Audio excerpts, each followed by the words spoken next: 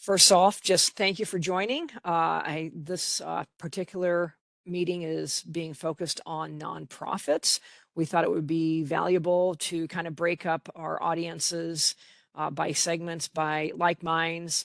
We hope that these meetings will be valuable to both you, our attendees, and our office. We hope to be transparent and accessible and easy to work with. Those are kind of the tenets we work off of. We want this to be reciprocated, encourage your engagement and feedback. I'm going to go through some slides. And at the end, I encourage, if you want to put questions or comments in the chat, we will do questions and comments at the end of the slide deck. Our basic agenda, we're going to do we're going to do an update of the office. We'll do this is kind of our agenda for all of the town halls. We'll do an update of the agenda. We'll do an update of the office and then the program. Sometimes we will be having guest speakers, but this month we're just trying to get on our feet, so there won't be a guest speaker really this month. But in the future months we will have a guest speaker, and then at the end we'll do Q&As. This session, like I said, is focused on nonprofits. In the other weeks, we have other sessions focused on internet providers, also for local and tribal governments. You are welcome to join any of those, but obviously the question and answer the content will be the same every week throughout the month of the series. Content will change at each month. So you'll get the same content in each meeting other than the Q&A session, obviously. Diane is running our slide deck for me. She is our grants manager.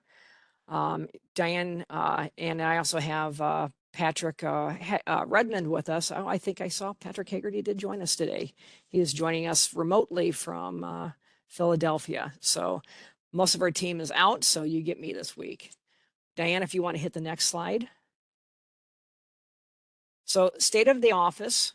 Right now, we have hired 6 people in our office. We still have 3 vacant positions. 2 of those positions are grant manager positions under Diane Lowe and her team. And then I'm hiring a policy analyst here shortly. I think those applications have closed. We are in the hiring process right now. So if you have anybody who might be a good match for that grant manager position, send them our way. We are not shy about asking for help. Other news, digital equity program has moved over to our office. That was under Ann Byers of the OCIO until if you were aware of that program, she retired back in February or in January. So we have been working to transition that, and it has fully transitioned to our office. And so we're trying to get our feet under that. I believe Diane's team just submitted that plan February 13th to the NTIA. Diane and Patrick, if you want to jump in at any point to catch anything I'm missing, please feel free. Otherwise, we are continuing to monitor legislation. There's a couple of bills up that are broadband related, and we're just following those and tracking. We don't have any official positions on those bills at the moment. We're just continuing to track them.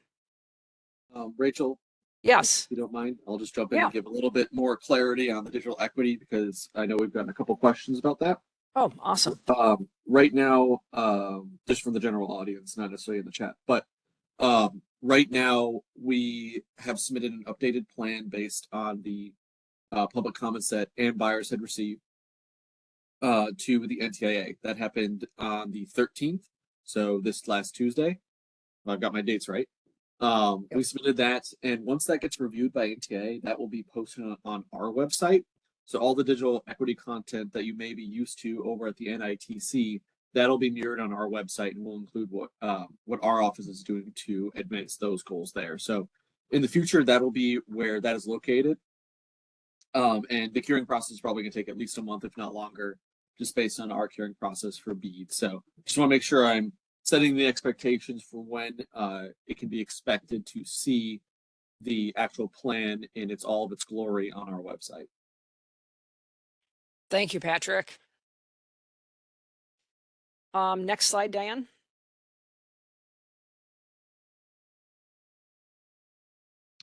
So the communications, oh, there we go. just to update you on where we're at on communications. Obviously, we will be moving over digital equity onto our website. That'll be a bit of a process, so be patient with us. We'll get there. But you can look forward to seeing that there on our website.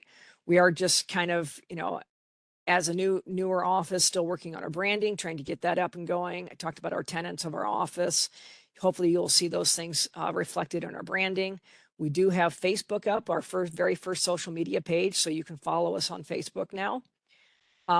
We are working at promoting all things challenge related.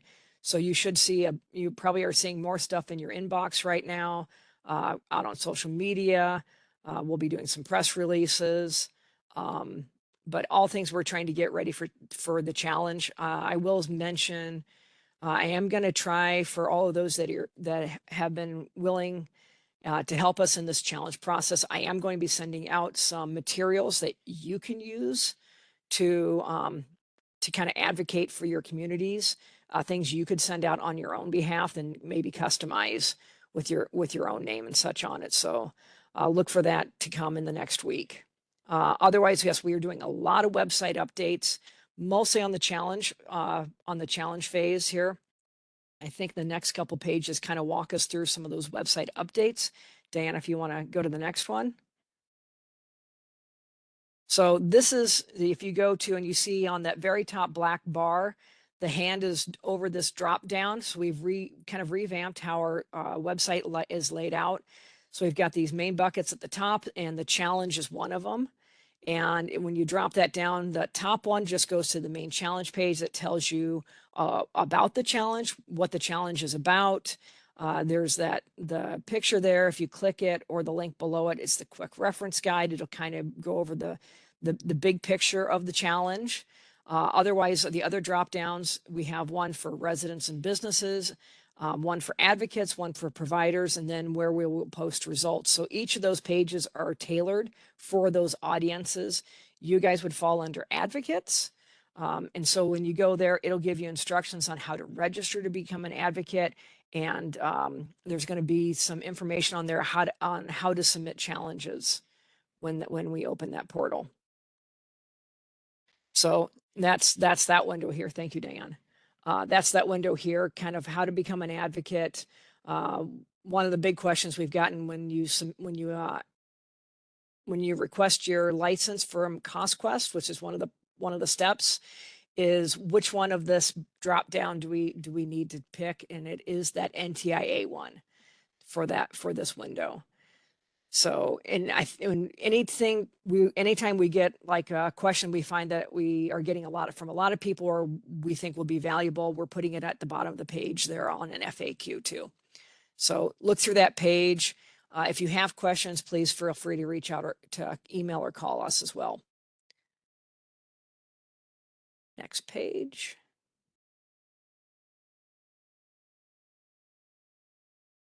Yes, the new BEAD eligible numbers. So last summer, we started with these numbers of what are defined and are defined categories for our locations. We have served, underserved, and unserved. And you see those definitions. They are defined by speeds of download and upload speeds. Last summer, we started with the numbers on the left, and you can see that we had 50,000 unserved locations. And with our BEAD funding that we're looking at we've been granted $405 million. We were really looking at, we are going to be lucky to hit that number to unserved.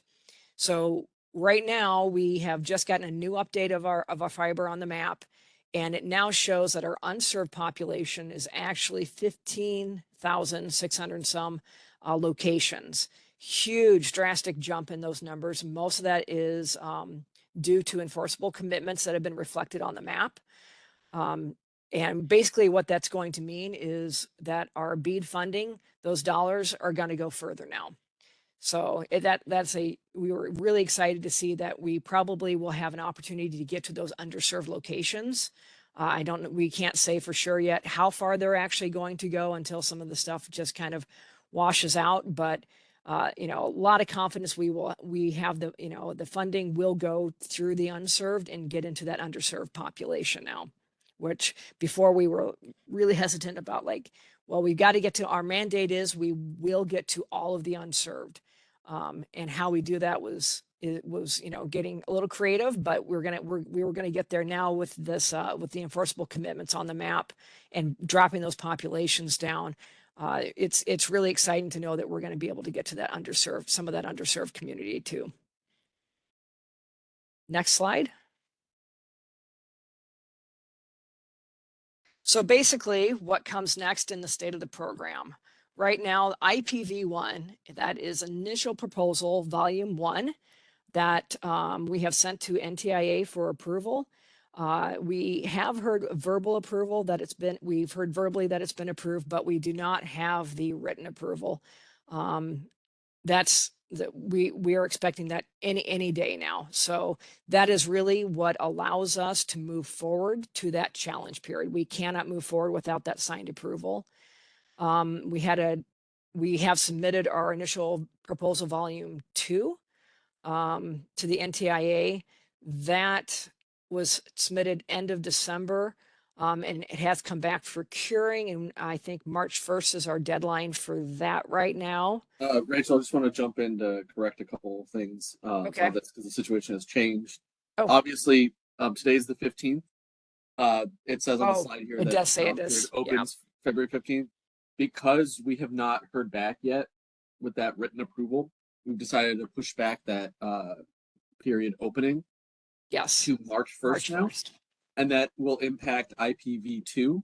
That will most likely be pushed back as well. Indeterminate at this time as to when that will be pushed back. And just to keep in mind, what that means is that's not the deadline in which the IPv2 is actually posted. That's the deadline for us to respond to the curing to the NTIA. So that could take several more months based on how IPv1 has been going. Just for everyone's information, IPv1 was submitted to NTIA at the end of October. It is now February. So we can assume that volume 2 is going to take roughly about that long, if not longer, as well to cure. So just want to make sure that that is clear with the information we have here. Yep. Thank you. I should have updated the slide deck on no this. Worries, no worries. But yes, we are. So the challenge period we have pushed that to March 1st. We are feeling fairly confident. In the meantime, we're trying to just make that portal, make sure it's working as smoothly as possible for everybody who enters that portal to enter a challenge. I recommend everybody go to our website and look at how to submit single location challenges as well as area challenges. There's a lot of information out there to be learned. And again, we want to be, the office that's easy to work with. So if you have questions, please reach out. Next slide. So the challenge process itself. First of all, the whole point of this challenge process, this is about our map and the accuracy of our map. And again, I guess the slide still says February 15th, and that should say March 1st. So the whole challenge process is a 90-day process. We start off with the challenge phase, and it is 30 days, a 30-day window for challenges to get submitted. And that is if you see something on the map and it's not right, this is where, or somebody, really it's going to be other, your citizens, your community members they're going to come to you and say, hey, this isn't right. We need this. We want to get this corrected on the map so that we're eligible for that BEAD funding. This is the 30 days you have to submit it. So it'll be March 1st through, I forget, it's March 30 days, but they'll have 30 calendar days from the time it opens to submit those challenges. Once a challenge is submitted, the ISP, the internet service provider who is named in that challenge, will get notified, and it will be a rolling clock. They will have 30 days from that notification if they want to submit a rebuttal to challenge the challenge, to rebut the challenge. The last possible day to rebut will be 30 days after the challenge closes. Now, it's a rolling clock, so it's really 30 days from notification. But after the 30 days of the challenge window, it will close. That's the last day any challenges will be accepted. And then after a rebuttal is submitted, that moves to adjudication in the final determination phase. That will go to our office. And we have consultants working with us to help us with this lift. And so we have 30 days once a rebuttal has been submitted. We will have 30 days to adjudicate a final determination. In the meantime, we will be posting these under that results page on the challenge on our page, so you can kind of track what the challenge is, what the status is, and how that's moving through how it's moving through these different phases. Next slide. So after the challenge phase, we will have a 60-day cooling off period, and then there will be a LOI, a letter of an intent. Early this summer, we'll be accepting letters of intents from internet providers, and then into the late summer, applications will come in, and then hopefully by the end of the year, some money will be rolling out to some of those grant applications. Diane, if you want to speak a little bit more to any of this, you're welcome to. She is our guru of grants. I don't know that I have a lot to add at this point in time, except perhaps that the letters of intent will focus on applicant organizations and the application process will focus on the projects. So that's, if there's any question about why there's two pieces there, that's why. Awesome. Thank you. Can head to the next slide.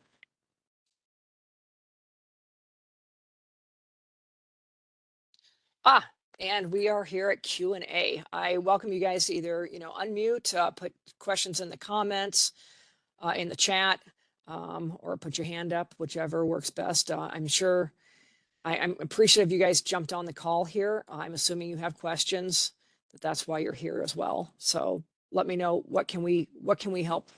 What gaps can I fill in for you?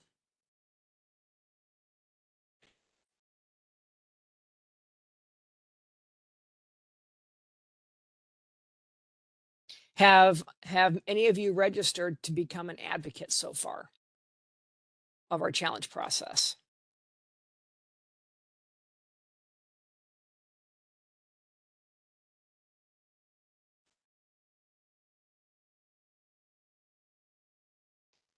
If not, I really recommend you doing this. This will help your communities and those that those people that you represent, to make sure that they have high-speed internet access available to them, and to ensure the best quality of life for all Nebraskans. That is our goal at this office. Hey, Rachel, this is Ted DeTurk. I'm with ESU2 in Fremont. Yes. Okay, so I've actually had my tech guys go ahead and register that. Okay. I think I'm the one acting as the full advocate, but I wanted their assistance as I was doing that. Sure. So I don't have any concerns with us looking at it from a organizational standpoint, but it actually falls down on me. Is that okay? Absolutely. And I do know, if you want, you can get under one CostQuest license. You can add other people under there if you wanted to. Otherwise, you can, if you're willing to share your credentials to have those other people help out, that's fine. I should add that when the portal opens, you'll get your credentials. Once that portal opens, you'll get credentials, you get a username and a password and a link to the portal. So if you have registered and haven't heard back, that's just hang on, be patient. And if you question, if we got it, please feel free to reach out to me and ask, and I'll dig in and see. We've gotten 40 entities that have registered with our office, and I think we've saw 57 entities have gotten their CostQuest license. So we're trying to close that gap around the state. So there's a lot of, the more people who help, the lighter this lift will be. So, and if you have other nonprofits that you work with, please encourage them as well to help. But thanks, Ted. Rachel, it's Patrick Haggerty. I'm trying to juggle 3 different activities here, so I didn't want to be a distraction this call. Thank you for really leading it, and thank all of you that have joined it. But I thought it was helpful on some previous calls for me to kind of present the perspective on our challenge process from the eligible entities review. This group being eligible entities, I feel that NTIA has somewhat hamstrung the states in terms of identifying only 3 eligible entities that are available to submit challenges in the states, nonprofits being one of those. So as Rachel said, we really encourage all of you to support this effort in Nebraska. It's once we've completed it, those eligible locations that we present to NTIA will be the only eligible locations to receive funding. So if we miss any, we have to come back to them with another source of funding. So it's a really important step in our overall program. But the different perspective I wanted to share, I'm fully anticipating 90+% of our challenges come in from internet service providers. They're prepared for this. They do it all the time in their state programs and other programs. And it's just we've made it really difficult for general Joe or Jane public to find one of you that has gotten a license and to tell you that I need to challenge this address or group of addresses. So the perspective, again, I present is, not only would we have what we're all expecting, Joe or Jane public to step in the office and ask us to submit a challenge for them, but I ask you to all continue to look at the challenges themselves and really be a point of confidence in terms of that challenge. So if an ISP does submit a challenge in your district, in your county, in the area that you represent, and you know that challenge not to be true, you can also provide rebuttal to that challenge from your seat.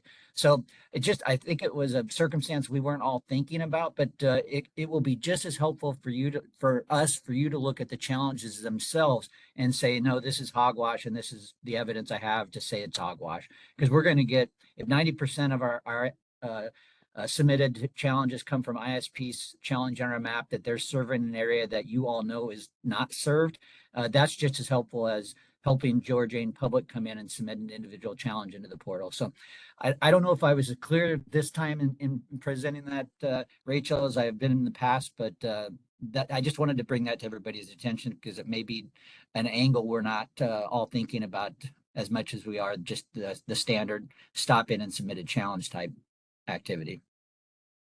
Thank you. Thanks, Patrick.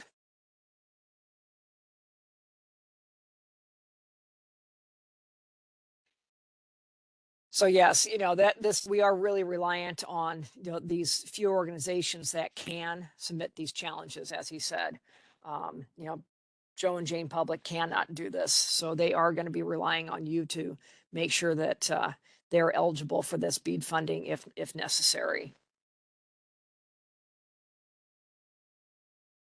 And as any of you have gone through the process, Ted, of say getting your FCC number and your CostQuest license, which is what allows you to get into that portal and to see that data in there. It's become a little more clear why some of that is the way it is, but it's still unfortunate that they can't just go to the map and make their own challenge, but it is what it is.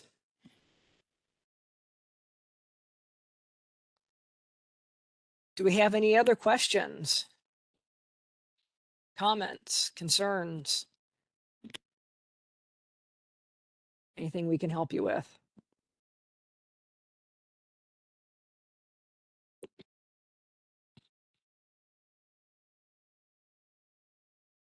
Well, if not, I'll let you guys go.